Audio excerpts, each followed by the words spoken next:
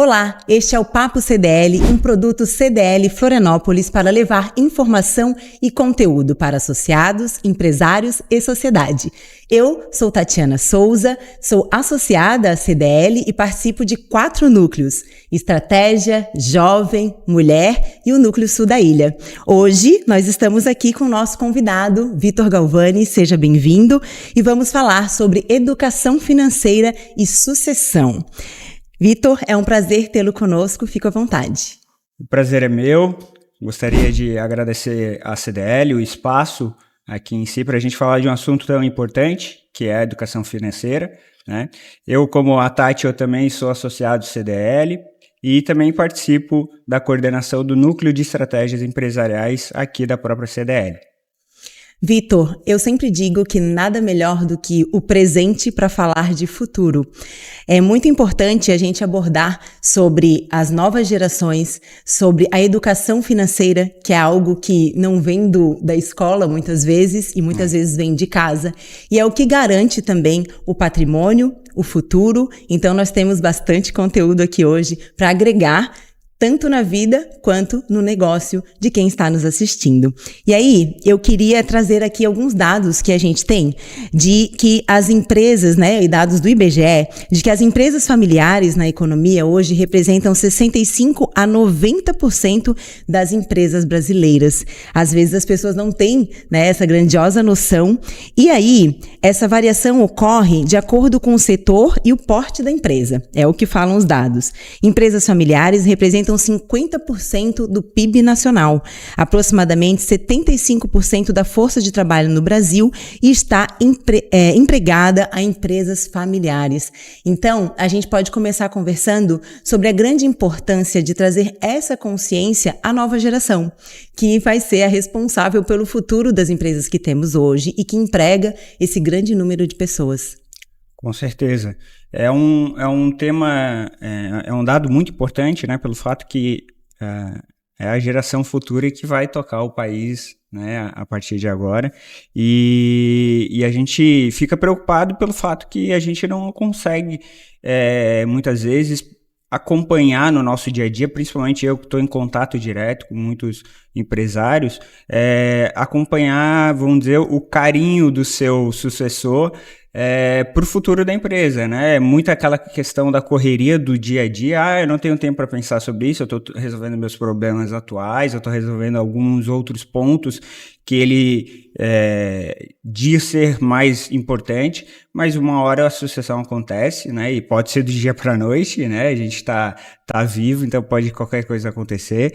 E esse papo vai ser bem legal pelo fato que eu vou conseguir trazer aqui para vocês não só uma visão geral, mas alguns cases e também algumas falas mais técnicas, eu diria, de ferramentas que a gente pode utilizar para ajudar nessa sucessão após um início, né, após uma escolha de quem vai ser o sucessor e tudo mais. Antes de falar da parte bem técnica e também das ferramentas e o que a gente pode agregar nesse papo, eu gostaria que você falasse da importância desse momento multigeracional que a gente vive, né? Em que as pessoas falam, essa nova geração isso, essa nova geração aquilo, né? E aí entra em conflito os muito jovens com quem já está mais velho e está na liderança. Como você acha que dá para conduzir dentro de uma empresa familiar essa diferença de gerações e como que isso pode somar de forma positiva para o crescimento do negócio? Eu diria que, primeiro de tudo, eu sou um cara jovem, como vocês podem ver, eu tenho 32 anos, mas eu tenho 11 anos de mercado financeiro. E durante esses 11 anos de mercado financeiro, eu venho acompanhando muitos empresários. Sempre, né, o ramo, ramos diversos, né, mas sempre no mundo da PJ, no mundo corporativo. E a partir disso, eu consigo acompanhar o que é um exemplo bom, o que não é um exemplo tão interessante, né? E a gente vê ali inúmeros casos de clientes meus até que eu posso comentar, por exemplo, de filhos que foram cedo para o exterior ou para alguma outra região do país para para fazer algum curso, para se Capacitar. qualificar, né? Para ter aí base de fato técnica para conseguir chegar um dia à frente da empresa ou em um cargo mais importante, né? E também aqueles que foram fazer intercâmbio, etc. Ou ainda o inverso, né? Aqueles que foram literalmente para o balcão da empresa para conhecer, para o chão da fábrica, né, para conhecer de fato o que é o dia a dia da empresa, conhecer todos os processos, entender a mecânica do atendimento ao cliente, entender a mecânica interna de emissão de nota, a parte de depósito, como que isso funciona. E eu tenho inúmeros, né, cases aqui que são colegas meus do dia a dia que passaram por isso. Teve gente que foi direto para o intercâmbio e literalmente trouxe de lá inúmeras ideias, onde causaram até um certo, vamos dizer assim, espanto ao dono da empresa, ao pai, ao familiar, né? Porque acaba que você está trazendo algo totalmente diferente da nossa cultura, então isso já gera um impacto, mas tem também aquele caso onde sim, a gente tem ali o nosso sucessor, vamos dizer assim, onde ele já está dentro do dia a dia da empresa, passando por todos esses processos, como eu falei, né? Então eu diria que esse conflito de gerações vai depender muito, obviamente, do perfil de cada pessoa e do perfil de cada sucessor, e o que eu posso já começar a falar aí de dica primeiro de tudo, a parte da educação, né? Além, claro, se possível, né, a gente tem um grande case aqui dentro da CDL, que eu adoro dar o exemplo, você, ao mesmo tempo que você está no balcão, que você está ali gerenciando a empresa, você está fazendo cursos para, né, além da faculdade, para se qualificar. Então, cursos de gestão e por aí afora, né? Aproveitando essa sua deixa, para quem está nos assistindo, então, tem uma empresa e quer que ela não morra ou quer fazer uma melhor sucessão. Qual seria o primeiro passo? A educação, você colocou, né? A educação financeira, mas qual que seria o start para esse momento, para entender que aquele familiar ou quem é o familiar que vai fazer parte dessa sucessão? Então, tem sempre aquele momento em que tem a decisão que é crucial, né? Qual que é esse primeiro passo ou a primeira ferramenta que pode ser utilizada para que se tenha sucesso nessa sucessão? Bom, isso é Eu estava até lendo um trabalho feito pelo pessoal da Unisul. A Unisul é um curso de administração, um TCC, e que falava basicamente sobre os perfis que existem, né? Tanto do gestor quanto do seu sucessor, e o que cada um poderia fazer, né? De alguma certa maneira, mas como, vamos dizer assim, 90% não tem conhecimento disso, dessas metodologias, né? A gente precisa ter a plena conversa, né? Vamos sentar aqui, vamos conversar, vamos chamar, é o tio que está junto na empresa, é um primo, enfim, e vamos conversar para saber sobre o futuro. Porque é aquela história, né? Meu pai é engenheiro civil, ele tem lá a construtora, ele tá lá e eu vou fazer engenharia civil porque eu vou seguir a carreira dele. Exato. Aí eu chego lá no 5º semestre e eu descubro que eu quero fazer educação física, né? Acontece, lógico, né? A gente tem que tomar decisões muito jovens ainda, principalmente ali na época da faculdade, né? E isso acaba trazendo, às vezes, escolhas erradas, mas o básico é a conversa e a transparência. Olha, pai, tio, avô, eu quero trabalhar aqui, eu quero continuar aqui. Então, isso tem que vir, obviamente, do sucessor, trazendo essa vontade. Às vezes acontece o contrário, né? O gestor em si meio que obrigando, né, o seu filho, o seu sucessor a seguir essa carreira. Então isso é uma questão até, um trabalho não só de educação financeira, não só de termos jurídicos, né, da sucessão em si, mas também um trabalho psicológico, porque a gente precisa ter a mente aberta. né? E esse gestor, ele não pode obrigar a pessoa, por mais que seja filha dele, a seguir aquilo que ela não quer, né? Então, esse é o primeiro passo que eu diria, a conversa em mesa aberta. Agora, não é no momento do almoço, do café da manhã, não, vamos sentar, vamos conversar. É a conversa difícil no momento É aquela especial. Conversa dolorida, é aquela conversa chata, mas que tem que acontecer. Porque se a gente for empurrando, lá na frente vai ser muito pior. Se a gente for pensar em negócios, Vitor, pode haver também a sucessão ela não ser direta. Vou te dar um exemplo. Precisa dar continuidade ao patrimônio que foi construído, mesmo que aquele filho ou aquele parente, né, não se sinta à vontade ou não se sinta preparado para uma sucessão ou para seguir aquele caminho que de repente uma família vem trazendo aí uma história dentro da empresa. Como que pode ser feita uma educação para a manutenção desse patrimônio, ainda que não seja o sucessor no negócio? Eu tenho uma grande história dentro do Banco Bradesco, onde eu trabalhei durante alguns anos, onde eu trabalhava no segmento corporate, né, onde a gente atendia grandes empresas. Em conjunto, a gente trabalhava na parte de pessoa física, o setor private, que é o setor que atende aí pessoas com carteiras maiores do que 10, 15, 20, 50 milhões de reais, né? Então, onde tem ali os fundos de family office. Esse caso foi bem interessante porque o próprio banco começou a trazer, de uma maneira, até eu diria intuitiva, um curso de educação financeira para a sucessão desses herdeiros. Que interessante. Então, ali já começava ali com 12, 13 anos os cursos, né? Pro filho do dono daquela grande empresa, daquela grande companhia, já começar a entender o que é esse mundo corporativo. E aí ele já começa a desenhar, quero isso, não quero, enfim. Um grande exemplo sou eu. Eu, quando era pequeno, eu queria ser bombeiro, né? Era o sonho e tal. Mas quando a gente começa, de fato, ali nos 12, 13, 14, 15 anos, a ter uma consciência um pouco melhor, não estou falando que a gente já vai estar definindo o que eu vou ser, o que eu vou fazer na minha faculdade, né?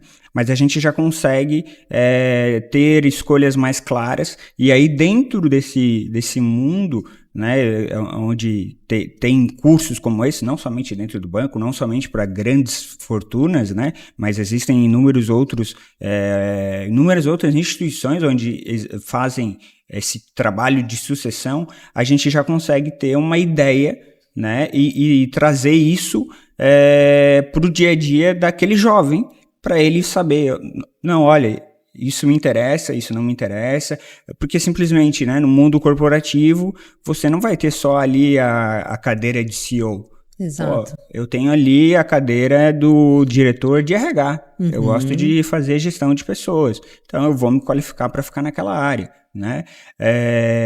Já indo além, né? Existem, claro, também inúmeras outras questões mais técnicas de fusões, M&A, aquisições, onde acaba que a gente não tem um sucessor, ou até teria esse sucessor, mas que ele não se adequa, e aí cria-se, através de conselhos, através de inúmeras outras ferramentas, uma ferramenta de sucessão onde a família vai estar acompanhando a empresa e um profissional vai estar tocando, né? Então acontece um desses dois cenários tem que acontecer, porque senão eu poderia dizer que o fim da empresa é certo. Sim. Né? Então, nós falamos aqui de momento multigeracional, onde a gente detectou que precisa ter aí uma troca, né? Uma conversa, uma educação em meio a isso, de conversas importantes precisarem acontecer para que se identifique um sucessor e a gente consiga aí dar continuidade à empresa. Identificamos então que tem 2 pontos que essa sucessão pode acontecer, que é dentro da empresa ou conduzindo a pessoa escolhida para estar na sucessão. Isso. E para manutenção desse patrimônio. quais as ferramentas podem ser utilizadas na família, né? E aí a gente volta à parte da educação, né? Que ferramentas a gente pode utilizar na família, né? Desde que começa a criação até o desenvolvimento desse profissional que se visa para a sucessão. Que ferramentas eu posso utilizar para que eu tenha sucesso nessa sucessão e para que ela aconteça de forma continuada, né? Porque além desse sucessor, ele também vai ter que criar o próximo, né? Então, se cria um ciclo de sucessões quando a empresa é familiar. Exato. Bom, além de todos os cursos, né, que existem, que eu já comentei aqui alguns, que são básicos, né? Eu vou fazer um curso para me tornar gestor de RH, ou vou fazer um curso, tirar uma certificação para saber mais sobre o mercado financeiro, etc. Existem as ferramentas, como você falou. As ferramentas, aí eu já diria que essas não são de única, exclusiva atenção do sucessor ou do gestor da empresa em si utilizar, mas sim buscar isso no mercado, né? Porque também se você quiser abraçar tudo, vai complicar, ainda mais dependendo do tamanho da empresa. Mas um auxílio jurídico, né? Porque dentro desse auxílio jurídico a gente vai desenhar, seja através de uma holding, enfim, toda essa sucessão, se aconteceu a falta de alguém, se acontecer, né, a saída de algum sócio, né, que isso sempre impacta bastante. E aí dentro disso alguns dispositivos, como eles, uma previdência, um seguro de vida, um seguro saúde, né, que é diferente de seguro de vida aqui, porque são ferramentas que literalmente, assim que um problema acontecer, seja ele de saúde, a empresa está protegida, né? Então, um grande exemplo aqui, uma previdência. Todo gestor, todo o CEO, toda a diretoria de empresas, independente do tamanho dessa empresa, né? Isso é muito importante falar aqui, porque eu não estou falando só das grandes empresas, né? É importante colocar isso. Independente do seu faturamento, se você vê que a sua empresa, né, tá saudável, que você tem um futuro a trilhar, que seus filhos ou, né, um sucessor seu queira continuar, até mesmo se não, eu diria, né, você tem que ir atrás de uma previdência ou de um seguro de vida. Por quê? São duas ferramentas diferentes aqui, né, mas que elas acabam te protegendo da mesma forma. A previdência, falando muito simplesmente, né, que te ajuda, inclusive, na sua aposentadoria, você não vai ficar dependendo só do INSS. Existem belíssimas fundos de previdência privada que trazem um retorno muito interessante pro cliente, e tributariamente falando são as ferramentas mais inteligentes, né? Você sabe muito bem disso. Então, o que eu diria é que caso aconteça algo, a previdência, assim como o seguro de vida, possui o beneficiário. E esse beneficiário, literalmente em questões de 24, 48 horas, 72 horas, ele recebe o prêmio, ele recebe aquela quantia, né, que está dentro do acordo, para, vamos dizer assim, tranquilizar aquele momento de luto, né? Então, eu diria que as 3 principais ferramentas onde a gente precisa ter aí a figura de um assessor financeiro ou de um consultor financeiro para auxiliar essa família, a figura de um jurídico, né, para auxiliar essa família, são a previdência, seguro de vida, o seguro saúde. Não vou entrar aqui bem no detalhe, mas são coisas diferentes, né? Rapidamente falando, o seguro saúde, ele atua muito mais, vamos dizer assim, acima de um plano de saúde. O plano de saúde está baseado na ANS. Então, tudo que a ANS aprova, o plano de saúde ali tem que cumprir. Só que se eu preciso de algo mais complexo, uma cirurgia mais complexa que o plano não cobre, e no Brasil, infelizmente, acontecem inúmeros casos como esse, o seguro-saúde consegue te proteger. Ainda mais um seguro-saúde internacional, né? E muitas das vezes, mas isso é caro, isso não é para mim. Faz conta, porque às vezes no final ali, a última linha, a diferença vai ser bem, bem pequena. E o próprio seguro de vida, que muitos já conhecem, mas é um custo pequenininho, normalmente, né? Tem muitos resgatáveis, inclusive, depois de 10 anos você consegue resgatar, isso é muito inteligente, né? E você protege a sua família, o seu sucessor, você deixa todos eles tranquilos caso aconteça o pior, que é aquela coisa, no dia que acontecer, ninguém vai estar pensando nisso. Eu ia te perguntar exatamente sobre isso. Quando você me fala em investir em seguros, né, em segurança, me vem a questão de muitas vezes a empresa, né, ou o líder não trabalhar de uma forma preventiva. Por quê? Às vezes se visualiza um sucessor lá na frente, né? Aquela criança que está ali crescendo e você deseja que ele seja o seu sucessor, algo sempre com um olhar mais para o futuro. Só que existem os imprevistos e pode acontecer uma fatalidade, né? Algo que venha interromper ou aquela liderança ou a vida daquela empresa, né? Por algum motivo pode ficar balançada com essa mudança repentina. A única segurança que a gente tem é que um dia a gente não vai estar aqui, né? Mas enquanto estamos, né, precisamos ter essa visão de que a sucessão ela também precisa ser garantida por uma segurança, caso aconteça qualquer coisa.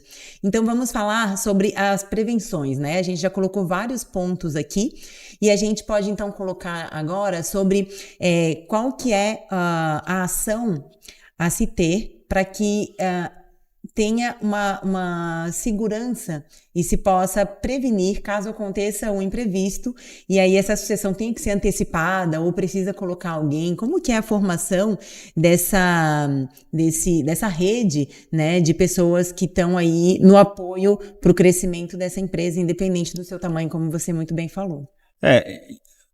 Primeiro de tudo, identificar na empresa os sócios, né? Porque às vezes os irmãos são sócios, tem pessoas terceiras que são sócios, então precisa existir esse conselho, precisa existir esse contrato social muito bem definido ou essa holding muito bem definida para dizer o que é o que, de quem é o que, quando um faltar, o que pode acontecer, e a única ferramenta que consegue fazer isso de uma maneira muito simples e clara e prática é a questão das regras que você vai definir dentro da sua própria empresa, né? Nós somos sócios, o seu marido, ele é um cara muito legal, mas caso você venha a falecer, eu não quero trabalhar com o seu marido, por exemplo, né? Pode acontecer por inúmeras questões, porque ele é de uma outra religião, porque ele é de uma outra área, enfim, pode acontecer. Então isso precisa já ser antecipadamente definido o que iria acontecer. Aí existem ali cláusulas, por exemplo, onde a gente consegue definir, eu compro a sua parte, né, a gente faz o valuation na empresa, ou isso vai ficar de uma maneira onde o sócio majoritário continua tocando e a família recebe os dividendos. Então aqui é um papel branco onde você desenha o que você bem entender, claro, sempre com a ajuda de um advogado, um tributarista, enfim, para que isso fique muito claro e as regras do jogo fiquem claras. Eu acredito que existem empresas que fazem isso antes, são raríssimas, né? E aí às vezes acabam acontecendo esses imprevistos e o problema já aconteceu, né?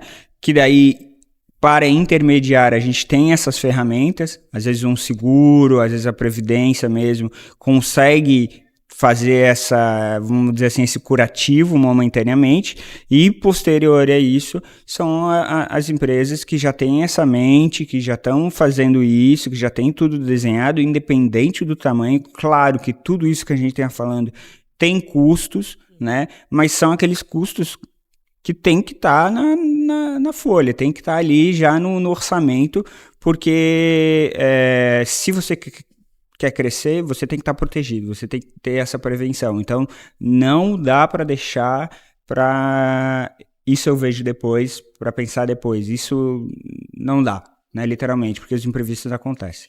Então, dando continuidade, Vitor, e aproveitando que você trouxe esse conteúdo importante sobre a prevenção, eu acho que é interessante também nós falarmos sobre a diferença da sucessão patrimonial e da gestão, porque existe aí, né, uma diferença e uma forma de administrar isso.